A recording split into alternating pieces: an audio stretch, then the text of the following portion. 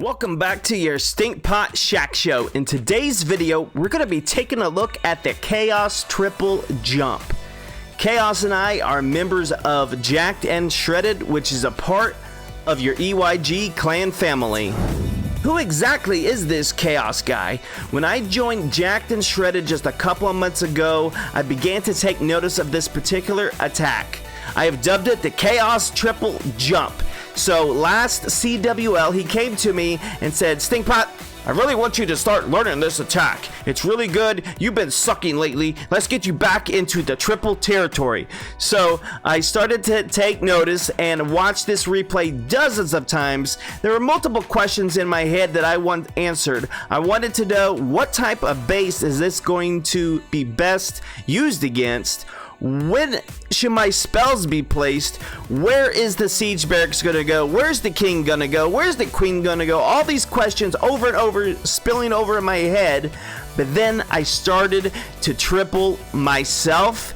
And so what I've done is I've taken a compilation of all the attacks that I've 3-starred this against, and we're starting to build templates and recognizing the bases that this army should be used against. So that's what we're going to be doing here tonight, is taking an in-depth look at this KAOS triple attack. Let's get started. Still go back if I want to.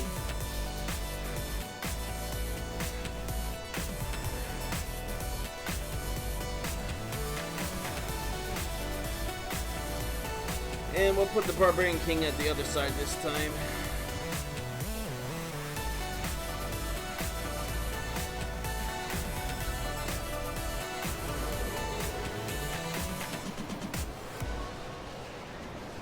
Get in there! What are you guys waiting on?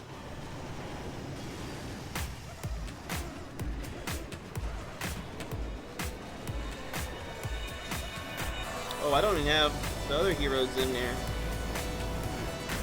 Just for the blimp, I can freeze it though. Hopefully that's enough oomph to get the town hall. I'm worried about it. I'm worried about it. There's no rage on the town hall. Oh my god! Come on, Yeti Mites, pull through for me. I need you. Okay, we're looking good. Come on, a little bit more. No, go back! Go back! Thank God. Wow. If you only brought an extra rage. Oh my gosh. You're right. I ate my own words on that one. Alright, Bergie. But I needed that freeze too, though. Which is more important? Because the problem is, if you take an extra rage on the bases where you need to use the siege barracks, you won't need that extra rage in that case. And then you're gonna wish you had the freeze. Had to go on mute. Why am I laughing? Oh, is it still gonna be a 3-star? Come on, guys, pump through it. Go faster, you Yetis. Go faster. The Warden's in a good position to hit all 3, but the Yetis are not. Oh no! Oh no! The Warden's dying! Oh my god, this is like a 99% fail. Okay, 97. Still, had I had that rage, it might have been a 3-star.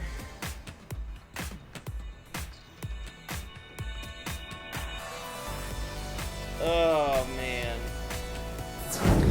That was the first time I'd ever used the KAOS Triple Jump live on stream. And you may saw that it was almost perfect, but not quite where we needed this triple jump attack to be. So what we did was we started to debate at the end of that attack. Everyone was telling me in chat, Stinkpot, oh, you need to drop those 2 freeze and take a 3rd rage. But in my head at the time, I'm like, nope. nope, not gonna do that because that's not what Chaos said. He said you gotta have the 2 rage. So, you know, when someone tells me that, it's their attack, it's what they've been used to using, I thought, no, I need to stick with this. But then I started to think about it a little bit more. What if I need to take a battle blimp? I would want that extra rage just for the battle blimp. So there are certain bases, like maybe ring bases, where you might not feel comfortable using the siege barracks, and you want to guarantee that 2-star, because at the end of the day, Chaos told me you got to guarantee the 2, and then you got to figure out where you're going to put the 3rd jump spell in order to secure the 3. And you know, I started thinking about that, and like, okay, if I need to secure the 2, then maybe I do need to drop 2 of the freezes in certain situations and take another rage.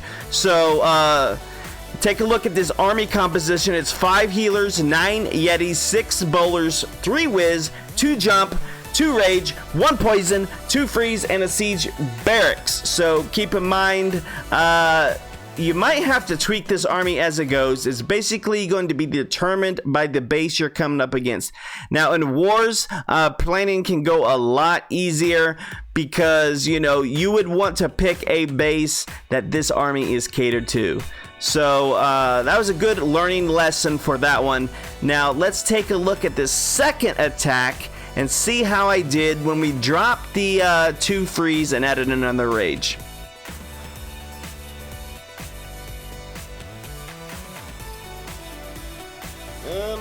I'm pretty sure I won't need the battle blimp on this one. 1, 2. Let's try this out. See how this goes. No, I won't. Back down. Get the king over here. This time I'm going to put the siege barracks right in the middle. The first 2 jumps we're going to be doing. Let's get these guys out.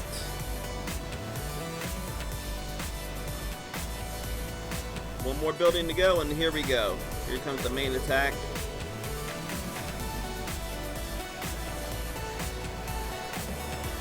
I hope they all don't go toward that corner. Maybe I should have fed on that some more. Come on, guys, come in here. Yes, yes, yes. There we go.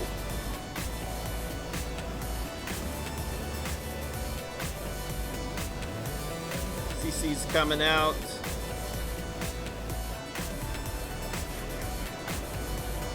Scatters are gone.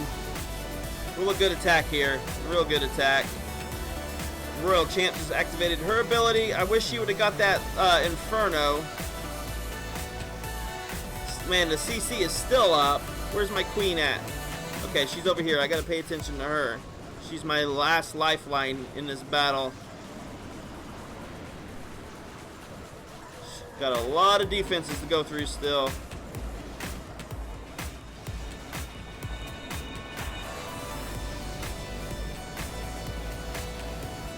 There it is, Bergie.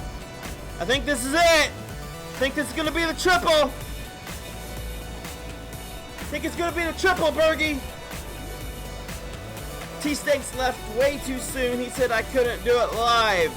Here it is, live triple. Thanks to KAOS's Triple Jump. Still got the queen ability. Being conservative with it. And now we can do the finish line. Bam! Triple, triple. 3-star. Oh, that's a great feeling. That is a really great feeling. I'm starting to like this army a lot. So there was the second attack.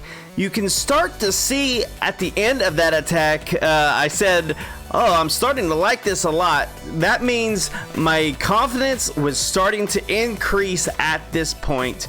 But throughout the beginning of that attack, things didn't go exactly as planned. One thing you need to definitely remember when you use this attack is funneling is so important, as is in lots of your attack strategies, but especially so in this triple jump attack, because that was more of a boxy, ringy type of base. And if you've noticed in the early parts of that attack, all those Yetis and bowlers had a very good chance of going to the Grand Warden. Had they had done that, it definitely probably would not have been a 3-star, because nothing would have went to the court, nothing would have went to the town hall.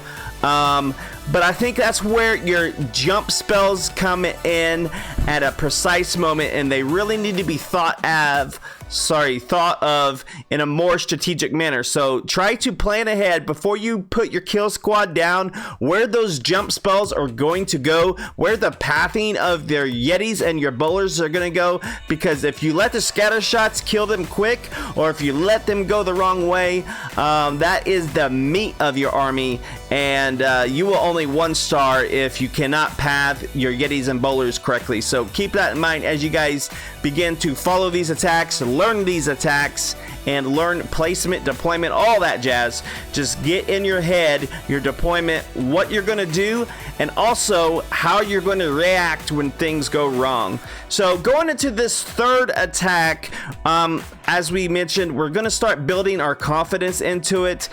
You may notice the queen was really low on health, but in this next attack she really gets low on health. But the good thing is I planned a little bit better, or maybe it was just luck, but I had a lot more army standing at the end of this third match. Let's take a look.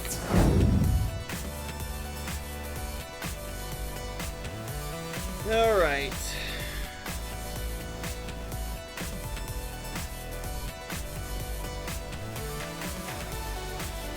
I think we're gonna path right up through these scatter shots. Eternal Tome early, I think. Let's see what that does for us. Here we go. Actually, I'm going to do it from the other way. I want to make sure I get the town hall. I'm going to make sure I get the town hall, so we'll go from this direction. Late minute decision. Hopefully it wasn't a bad decision.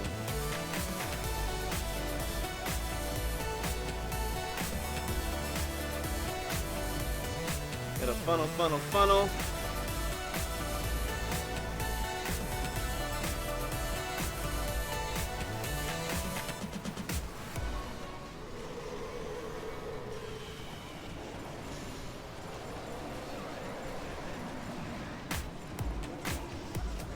Jump that first compartment.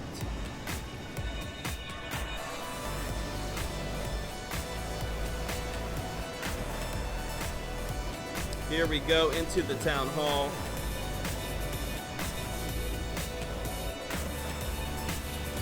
Eternal Tome. Here comes the CC out.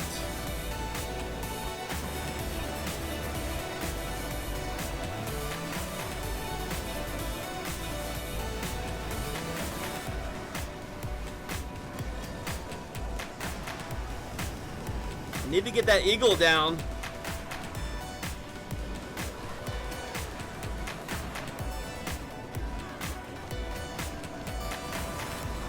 So this is going to be a close attack here. Where's my queen at? I lost sight of her. She's almost dead. She looks like, okay, her ability just got activated, but I don't know where she's at. Oh, there she is, barely hanging on to life. Need to heal. If the healer would switch over to her, that'd be really good stuff. Switch, healer. You're barely alive, queen. You're barely alive. Come on, switch. Oh man. But it's still gonna be another triple. Another triple, Bergie. 2 in a row. 2 in a row. This is my new favorite army. My new favorite army. 3 attacks. 297%. Wow. There you go, guys. That's how you can expect the KAOS Triple Jump to work into your favor. But we haven't really talked about the deployment, and we mentioned the templates at the beginning, so I want to get into all of that right now. So let's take a look at our templates real quick. So this is what I've these last 3 attacks. The first one is the 97%, and the ones on the right are the 100%. So I wanted to take notes of the types of bases we were going up against. Now keep in mind, guys, these are just templates, so you may encounter, like, let's take a look at the top middle base. You may encounter several variations of that ring style base, but the deployment for ring is going to basically be the same, so don't feel like you need to take a screenshot for every single base you triple. I'm certainly not going to be doing that, but the takeaway here is you want to look at patterns. What does this base have in common with the base you're trying to attack next? Does it match up in somewhat similar ways to our template bases here? So I've illustrated here only where you're going to be putting the queen, your king, and your siege barracks. So you're going to see how this can come into play here, because the kill squad, the pathing should be pretty easy to figure out as long as you can get your funnel set correctly. So the queen, the king, and the barracks are your key components to building that funnel. Now, there was one attack I did recently in a JNS regular war where I used this particular army, but there was 3 heroes all lumped up in the corner, and I'm like, okay, I need to change up this army a bit if I'm going to 3-star this. And so what I did in that situation was I dropped my 3 wizards and added 2 headhunters. And I only 2-starred 89% of that, but that's the type of change that might be necessary as you go through your progressions in your attack. You saw in that 3rd attack I did, the Yetis and bowlers kind of split on both sides of the town hall, but that was okay because the first jump that I placed did not jump directly into the town hall, and that's basically what caused them to split up. Was they got the town hall from the Yeti mites and the bowlers, and then the town hall went down, but there was nothing to allow them to jump into that town hall compartment, so I didn't have to worry about the eternal tome, and that's when they split down the aisles. But that worked to my advantage because I just put it in jump on the opposite, or sorry, just on the other side of that town hall, just to the north of the town hall, and that's what allowed my army composition to just converge back in toward the middle, which was greatly needed because you saw my archer queen was barely alive. She was definitely on life support going into that 3rd attack, but she survived. She survived the remainder of that attack with probably 5 health or less. It's been a pleasure serving you guys here today, and a huge thanks to Jacked and Shredded's very own CWL war hero, KAOS. Keep your head on your shoulders, keep your confidence levels high, and we'll see you next time on your Stinkpot Shack Show.